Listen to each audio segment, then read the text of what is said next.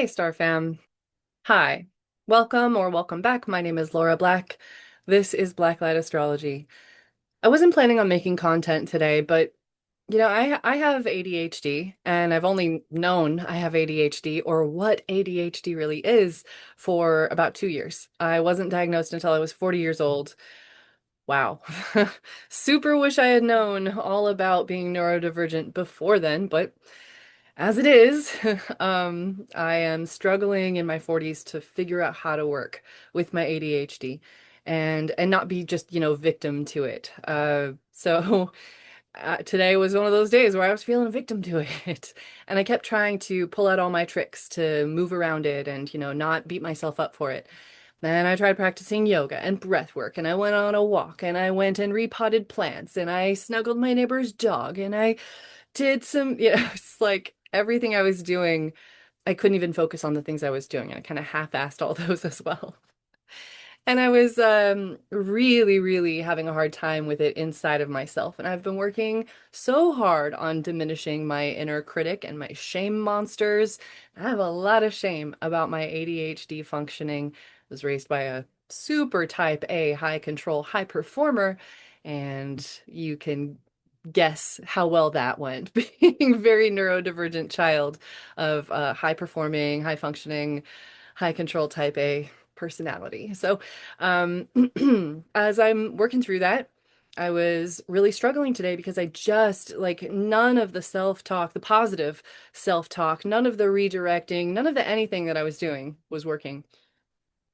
So I popped over to the charts and I was just looking at the astrology and being the beautiful gift that it is, it smacked me in the face right away and showed me what I'm dealing with today and why, and helped me find a level of acceptance. And so I just wanted to jump on and talk to you a little bit about Chiron retrograde, because just this morning, Chiron went retrograde and will be moving in that retrograde direction until January 2nd of 2026. So let's talk Chiron, shall we? Because I love that guy. So, little story for you. When I went through astrology school, and I did, I went to the entire program of the Deborah Silverman Applied Astrology School, all three levels. And when I was going through that school, I came in with a certain level of knowledge. I had been studying astrology on my own for many, many years before that, though not in a very directed way, and no mentors, no teachers, just all self-taught, all found from books and websites. And I super do not recommend being a rogue student of astrology. I encourage people to find teachers with wisdom and experience in applying this tool because like a knife, it can cut or it can kill. And this astrology is just a tool. And I definitely used it very poorly for a lot of years before I went and found some really solid mentors and teachers. So while I don't recommend that you just haphazardly learn about astrology randomly here and there, because it's a very sophisticated um, tool for navigating life and developing more awareness, it can be used very, very poorly. So when I went through astrology school, one of the big questions that I had for Deborah Silverman was about my Chiron placement. I happen to have a really significant Chiron in my chart, right? So this is Chiron right here, this green looking K character, which is usually how he is presented in a chart. Go check out where your Chiron is in your chart. And he is the core wound, or one of two placements that I would call core wounds. There are, perhaps many ways of showing wounds and trauma and different things like that in a chart, but when you boil it down to like where are the big wounds, I'm looking for Chiron and Pluto right out the gate. So when I got to work with Deborah Silverman directly, I asked her the first time I had her read my chart, I asked her about my Chiron placement. Mine is at the 29th degree of Taurus. It's conjunct my Mercury to the exact minute, not just the degree, to the minute. And it's at the apex of a yud, a finger of God, and it's at the base of another yud. So if you know, you know, that's a really, really hugely significant placement. And I was, at the time, I wasn't quite approaching yacht activation, but I have just this year gone through it. This was several years ago now. Um, and so I wanted to be ready for this yacht activation that was coming in the year 2025 for me. And I asked her about it, and she said, it's really not that important, and kind of moved on to other things in my chart. And she was wonderful. I learned a great deal from her and what she discussed in my chart. But then the next day, I had a chance to work with her again. We got to work with her every day for like the final period, the final level of the astrology school, and ask her whatever we wanted about the chart, which was so cool to see. And while she is like the best of the best, I asked her again about my Chiron placement, and she wasn't having it. She was like, I'm not going to do it again. We already talked about this. And she's very direct, she's Aries moon, and we just kind of moved right along. And I was really embarrassed, hurt, ashamed. I have a lot of shame monsters, so I felt so bad. I didn't really know what happened. And then later on that week, somebody else asked about their Chiron, and she admitted, I don't really know much about it. And I realized Chiron wasn't much of a thing. For Deborah Silverman has been doing this for many years, decades. And back when she was a really well-established young astrologer, Chiron wasn't even around. We didn't know about him. He's like the size of Pluto, and he has been co-classified as a dwarf planet, an asteroid, a comet, an actual planet, and they haven't ever actually fleshed out what Chiron is. There's no singular categorization. Most people will call him an asteroid. He's closer to being a dwarf planet. He is the size of Pluto, but that whole Pluto debacle, is he or isn't he? Chiron is much in that same field. And there are astrologers who are so well established from way back in the 60s, 70s, 80s that just don't see Chiron as being extremely valuable. So later that day in session with my cohort, I mentioned to everybody, hey, like, I know she says it's not really important, but like, go get to know your Chiron placement because he will show you where your niche is in terms of you offering healing to others. So if you're in this astrological thing for any of the healing benefits, you want to know your Chiron. You want to know where your main pain resides and how to deal with it, cope with it, what scars you bear, and how to offer gifts and support to others based on your wound. So I was really happy to see that the next year, the next astrological school like year offering that she gave, they added a course on Chiron. So I was so happy. And I don't know necessarily that that was because of me, but my little Leo moon ego sure likes to think so. I love Chiron. He's a really special character to me. So I want to share the story of Chiron with you a little bit here. If you're unfamiliar, in the mythology, Saturn, this little character over here, Saturn, Kronos. Saturn was the big bad daddy of the skies. He was the god of gods, and he liked it that way. And he was famous for eating his children when they were born, especially the boys. He did not want any other gods to rise up above him. So there's like a famous painting of Saturn biting off the heads of one of his children. That's Kronos. Well, one day, Zeus comes along. Zeus is born. Zeus is Saturn or Kronos's child. And Zeus's mother is like, mm-mm. She hides him, she locks him away, and feeds Kronos a rock so that he learns his lesson. And it worked. Kronos bit into the rock and was like, what the what? And stopped eating his children from that day forward. So Zeus got to rise up, and that's why, hence Zeus's like luck kind of associations. Zeus is the fortuitous one, had an opportunity to rise up, to expand beyond the Saturnian force that was holding him down, his father. So Jupiter came along, Zeus, and then a little while later, Kronos slash Saturn. Kronos went out and found Philyria, who was a nymph that's Chiron's mother. Philyria didn't want anything to do with Kronos. She went off into the human realm and hid and disguised herself by turning herself into a horse. But Kronos found her, and alas, had his way with her, and they together produced Chiron. Now, the mother, Philyria, felt so guilty that she turned herself into the linden tree, and that's what she is today. So when you see a linden tree, you're seeing, according to the mythology, the mother of this wounded healer, Chiron, who has disguised herself, trying to become something beautiful because of the agony and the pain and the guilt she felt. She could not raise this baby, so she abandoned it and became a tree. And Saturn slash Kronos went about his business, still not eating his babies, but His son Chiron is now a thing. And Chiron was born as a centaur. You'll hear that he's a centaur, but the thing is, nobody really talks about this. Chiron is full human on the front, naked as the day he was born, with a horse ass sticking out of the back of him. So he's not like a sexy Sagittarius centaur. He's an ugly beast of a being that felt that kind of the pain of the ugliness. Chiron is was wounded since birth, abandoned by both his parents immediately, the product of a violation, a massive violation is all I can say on YouTube. And so as he grew, he had that classic I am not enough wound and went about trying to become enough. And he studied everything. He studied the stars and he studied philosophy and he studied, world history and he became a martial artist and an herbalist and all the things. As he was going about life, the gods saw how great he was. And he wasn't going after being seen as the greatest because of this deep inner wound of knowing I'm not enough, and instead trying to prove that he was enough through his actions, through his skill sets, through his becoming.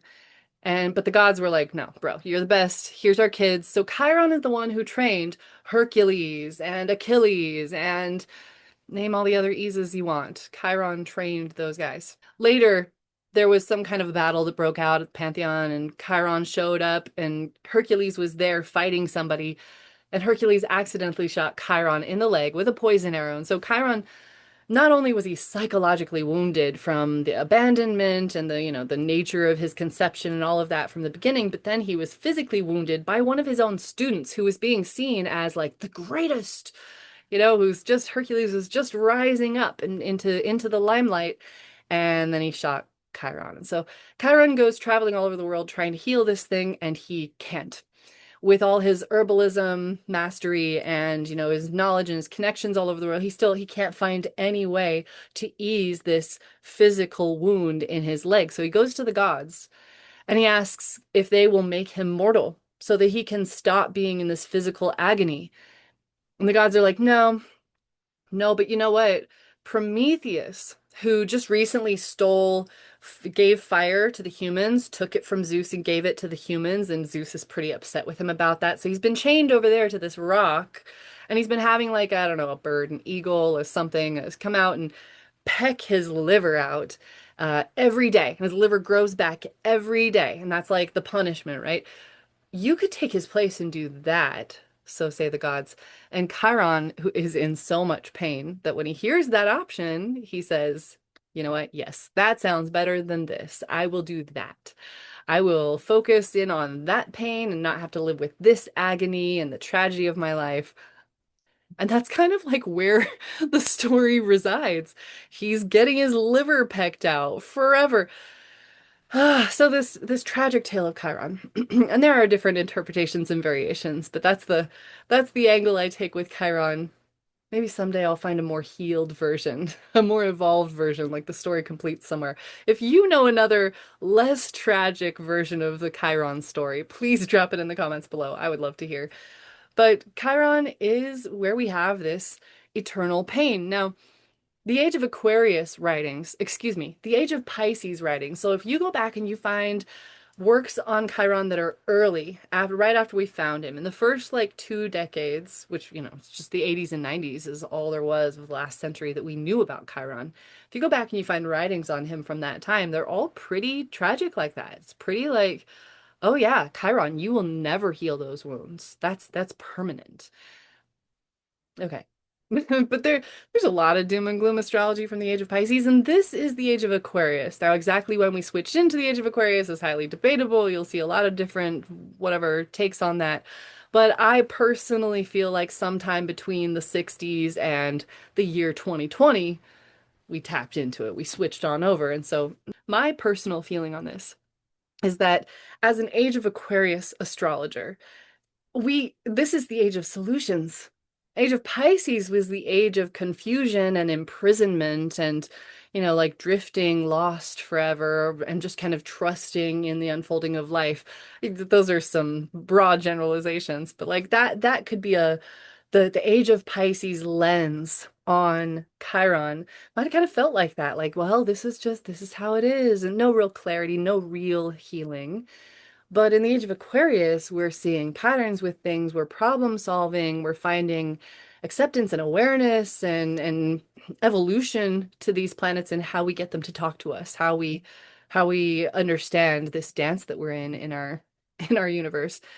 And so I want to, as an age of Aquarius astrologer, suggest that there's more potential from Chiron, that we can heal. And so the way I put it to my clients is this: grab your chart, find your Chiron. When we're talking about Chiron, he is the part of your chart where, you were trying to go to the Olympics, let's say. You had something to prove. You were off to the Olympics and then you got injured. Only it's not like you sprained your ankle. You lost your leg. It's not going to grow back. You're not growing that leg back ever. But, you could keep training. You could put on a prosthetic and keep training just differently. You could get a wheelchair. You could use crutches. But if you keep on training, you might go to the Paralympics or something else. You might win in some other way, and then you might have a lifelong journey of training and encouraging up and coming Paralympians or people moving, helping coach them through their injuries and work with them. You can be this teacher, this master healer that is Chiron. That's what he was. Now, if you have Chiron in the first couple of decans, you might not even really notice. I find people start to feel their chirotic wounds when they land at about 15 degrees and beyond. Typically in my client sessions, when we discuss Chiron, because it'll come up, very often I'm hearing them talk about a problem they're having, or it's kind of always been that way. And I can see that their Chiron is involved in the timeline they're talking about, or it's being, struck by the current transits or something. And I know, okay, we're talking about your chirotic wound here. But if that chirotic wound is below 15 degrees, if it's in the first decan and a half or so, the decans, by the way, are each sign has 30 degrees. There are 3 sets of 10. Each of those 10 is called a decan. So if Chiron is sitting in the first decan, those clients tend to not really know what I'm talking about. Sometimes they do if it's prominent in the chart. For example, let's say right here we have a Chiron at 8 degrees with the sun in Leo. If Chiron is conjunct the sun, that person's going to feel it, even if it's only at 8. Hell, if it was at 2 degrees, they're going to feel it. But the louder or the higher the degree, the louder the wound becomes. I personally have my Chiron at 29 degrees. And for the last 7 years, I have been talking people, coaching people. I have been walking people through their journey of Uranus, the Great Awakener, tapping into their Chiron. Uranus has been going through Taurus since 2018, and I've been talking to my clients about, oh, Uranus is hitting your Chiron. It's making you aware of the wound. It's revealing a pattern that's been in your life because of this wound, blah, blah, blah. And for the first few years of it, or for anybody who has Chiron at those earliest degrees, they didn't really get it. There were a lot of people we had to kind of, I had to kind of get more stories out of them. I had to have them walk me through their life in greater details and point out how their reactions to certain things may have been because of this hurt. Or do you see how that, this trauma you went through, even if it's like lowercase t trauma, how that could have caused a child to feel X, Y, or Z and then behave in these ways as a pattern throughout their life? Or do you see how this same kind of hurt is coming back again and again to show itself to you? And after some conversation, after some story sharing, often those clients with the low degree Chiron will be like, oh yeah, okay. Yeah, that makes sense. But when Chiron is sitting at 15 degrees or higher, especially if it's in that last decan, I don't have to get any stories from my clients.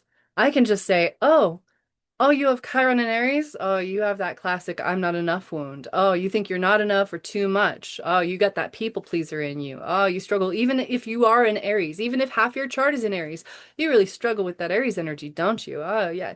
And I don't have to get any context. I don't have to help them see it. They know. They have felt that wound their whole life. They are well aware of it. Yeah. It's pretty rare that somebody comes to me with Chiron in a later degree and isn't fully aware of at least that pain. They might not know where it came from, in their psychological development. They might not understand what to do with it or what it's causing them to do or how it's really showing up, but they have felt that hurt. And it's usually like pretty quickly that I point out the ache and they're like, "Oh yeah, I know the ache you're talking about." So I bring this up because today Chiron is at 27 degrees of Aries, and just this morning, at least here in the Pacific Northwest, on July 30th, he turned retrograde.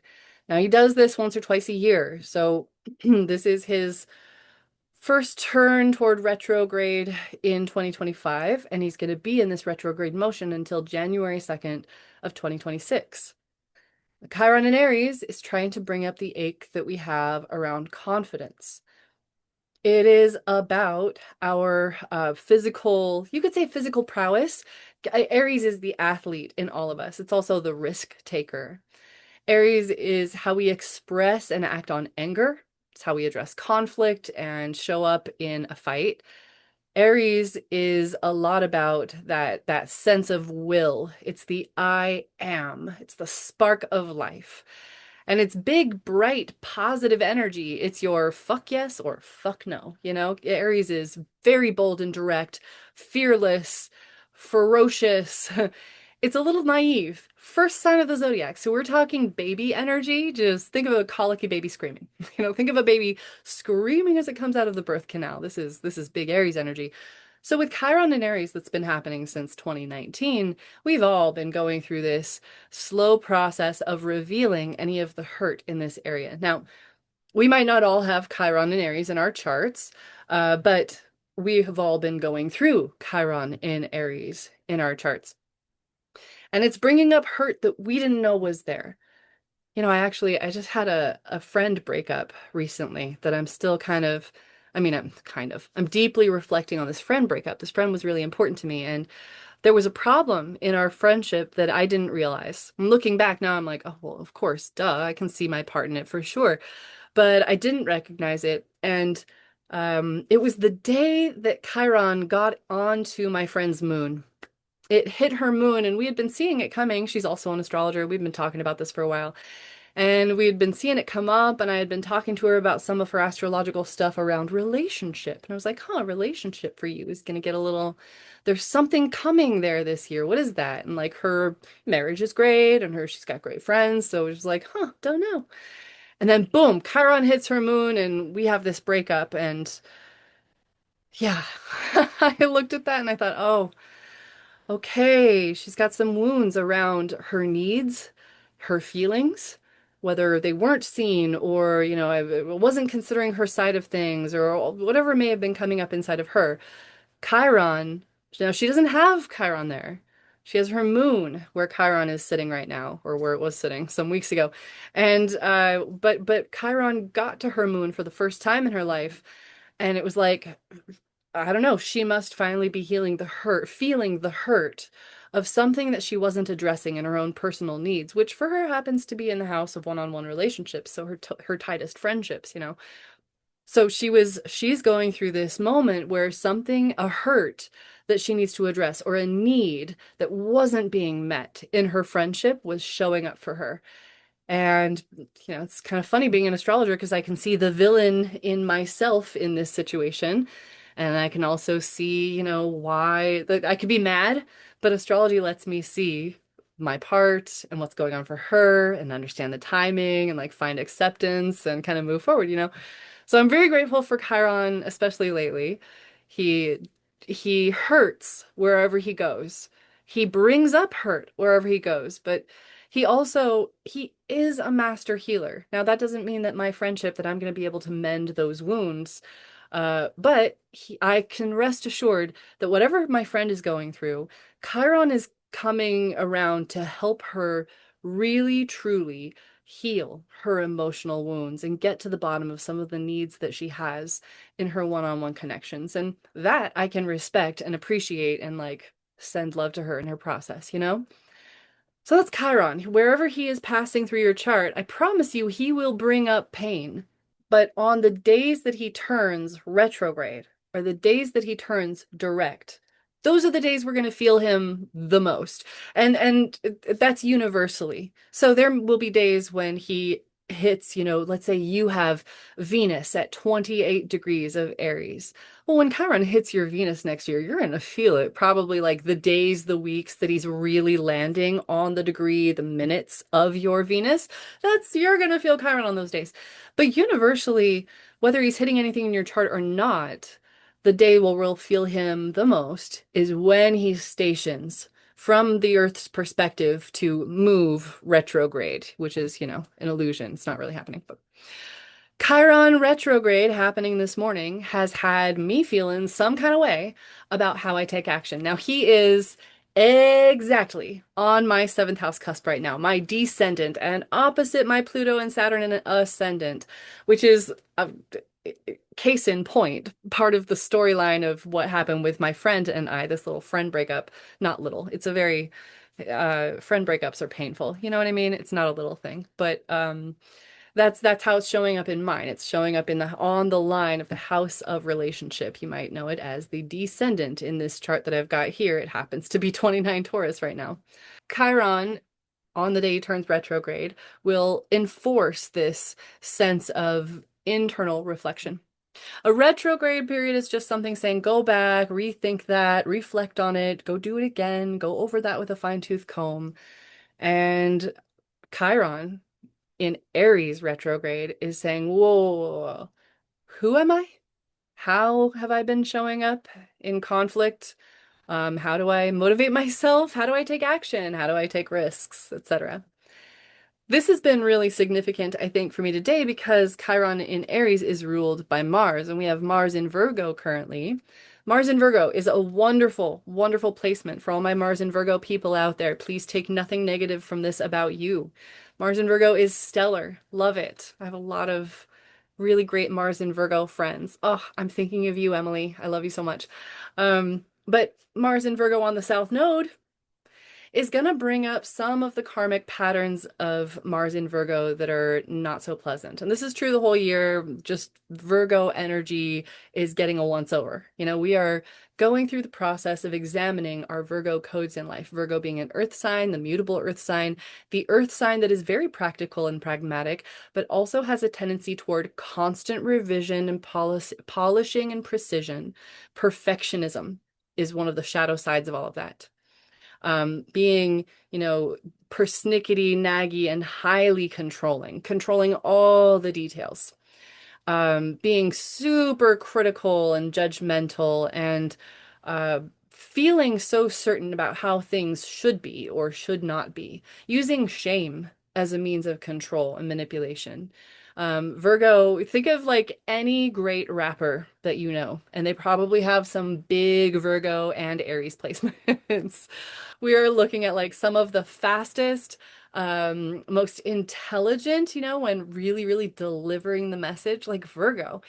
Virgo is ruled by Mercury. They're so intelligent. They're well studied, well prepared, and they have receipts. They are taking notes. They have documented history, and they will let you know if anything is incorrect. These are the book balancers. These are your record keepers, Virgo, and they need it to be exact and correct, and they will let you know if you're not. So, Virgo, Mars in Virgo. Now, Mars was on the South Node days ago, and that was when we felt this the most. As it passes over the South Node, so it's already separating, it is fading, it's diminishing, it's less negative, less impactful than it was last week or the week before when we might have been feeling a lot of that, like, shame-driven, inner critic, old patterns of worry and fear and anxiety and nagging and nitpicking and being a perfectionist to the point where you don't even begin. And maybe there's a lot of analysis paralysis and just like those things were happening a week or two ago as Mars was approaching the South Node. So this is much better than it was. Thank goodness. Thank you, Chiron, for not going retrograde during all of that, because that was a lot.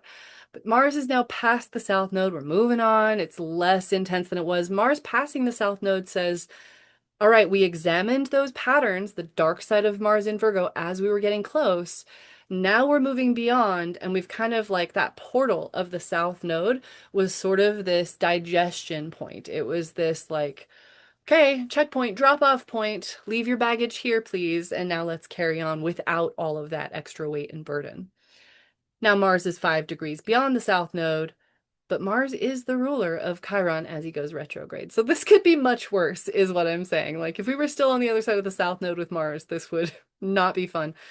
But Chiron retrograde is referencing everything that we just went through over the last month or so in terms of Mars. So you as the individual at home can think back to the last month when it came to taking actions, when it came to asserting yourself and standing up for yourself in conflict.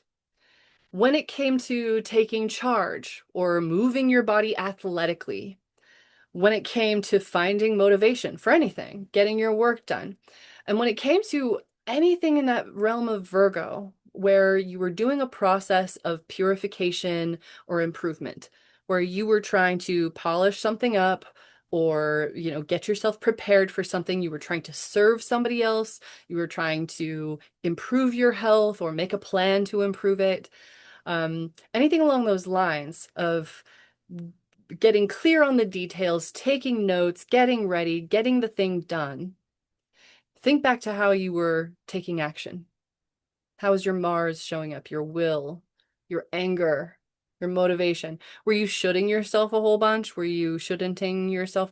Did shame play a part of any of that? Oh my gosh. So much shame emerged for me over the last however long, especially through that friend breakup. So much shame. The people pleaser in me was like, but if they don't like me, how can I move? Like, then I'm not even a person, like, God, shame. The expectations that we have of others, that we have of ourselves, that others have for us, whether we know it or not. That's kind of the dark side of Virgo that's been emerging over the last month. Now, did any of that get inflamed for you? Are you happy with the way you showed up in those conflicts? What drove you? What motivated you? Were you worrying and stressing constantly? Were you swimming in fear? And how was that making you behave? This is what we do with this Chiron retrograde reflection. Now, this is multi-layered. That's what we do in reflection on where Mars, the ruler of Chiron, has been transiting lately. When it comes to Chiron himself, go find the last decan of Aries in your chart. Go look for Aries and find the house that it's in and go look up what that house means. Chiron is a slow guy, right? He has like this 50-ish year orbit. So he's been transiting through the Aries house in your chart for years, since 2019. And he's been going direct since December 29th of 2024. That's the last time he was retrograde. He moved direct on December 29th of last year. So right around, Christmas, Chiron started moving forward and re-engaging in the process of bringing the wound to the surface to deal with and to heal. Wherever Chiron sits, he brings pain. Chiron is always in agony. Now, I really do want to believe that we can heal to a certain extent with Chiron, that we can have scars. We bear the scars there. So I don't want you looking at your own Chiron in your chart and feeling like, oh my God, this is never going to get better. That's not true. But you're scarred there for sure. I often find a physical association with Chiron. I, for example, have Chiron in Taurus, and I've always had a weak jaw, the maxilla of my face. If you're familiar with the book Breath by James Nestor, or that whole practice of mewing or, proper tongue placement in the mouth, I have always had problems with that. I have every issue in the book of the big tongue and the low palate and all the things. Jaw, throat issues, always. Chiron in Taurus, which rules those areas. I have a dear friend with Chiron in Gemini, and he's a drummer, and his fingertips are frayed and dried from a life of drumming and calloused fingertips. Difficulty in connection, Gemini. Lack of empathetic mirroring in his childhood, Gemini. I have, friends with Chiron in Cancer who have had issues with their chest area or breast tissues. This is like you can often see the chirotic issue physically for a human being. Chiron and Aries, a lot of those people have something with their head or their eyes or their face that's like some kind of an issue for them, you know? So I don't want you going and feeling like your Chiron placement in your chart is someplace that you'll never ever be able to heal, but you do bear a scar and possibly even a physical issue in that area. Look up the body part or the area of your body that that sign rules. But Chiron by transit is going to perpetually kind of sting. This is happening in my sixth house of Virgo, work, daily routines, health, wellness, and my seventh house of Libra, relationships. Now, it's not like I haven't had good times in those realms. In fact, I've had wonderful experiences in my yoga practice and improvements in my health and wellness since Chiron has been moving through my sixth house. And same with my relationships. I've had a lot of growth and progress and made some amazing friends and partnerships in that time. And all of them have been established and developed through the process of pain, through the ache coming to the surface. You know, they were all hard-earned growth moments through experiencing the wound and the pain that's coming through. I don't have Chiron in my sixth or seventh houses. He's just transiting there, and I've perpetually felt the pain of his presence since 2019 in both areas because I'm using the Placidus system. I have it on both the sixth and seventh houses. It's complicated. So you want to find where Chiron is transiting in your chart, and if you have Chiron in Aries, then this is, this is your life story. But if wherever it's passing through the sign of Aries, you might not have Chiron there, but you're going through this long process of painful healing, of having the wounded healer's presence in you in that area of your life. I say in you, and I really mean it more than in any other sign because it's in Aries. So it's literally us. It's the self right now while Chiron's in Aries. So Chiron retrograde, where do you feel? Have you felt this today? I would love to hear from you in the comments. It's one of my favorite ways of learning astrology. It's just living and experiencing it and hearing people's stories. I learn so much every single reading that I give. Have you felt today, July 30th? Sometimes, depending on where you are on the planet, like the day after, maybe a little day before, have you felt his stationing energy and turning retrograde where the experience of the painful thing out here turns way inward and you find yourself in potent reflection, often most loudly on the day of. And I think this is really interesting that it's happening today because tomorrow, probably like 12 hours from now, maybe, like maybe a little more than 12, we're having a Mercury Cazimi where a message is coming through about, something that's been going on in this Mercury retrograde. There's clarity. The messenger is about to have the spotlight on it in that Kazemi way, that special in the heart of the sun moment. If you're unfamiliar with Mercury Kazemi, go watch my video on Mercury retrograde in Leo, where I talk all about it and the dates to watch out for, which one of those dates, the Kazemi date is tomorrow. I'll be back again soon with more information as we approach the full moon in Aquarius next week. If you would like to book a private session with me, maybe you want to talk about Chiron. I do offer mini readings now. I've just begun offering 30-minute readings, $50. So you can grab one of those now if you just have a quick check-in and you don't want to do a full deep dive. But you can book with me at my website, black-light-astrology.com. Thank you so much, everybody. Really appreciate like, share, comment, and we'll see you again soon.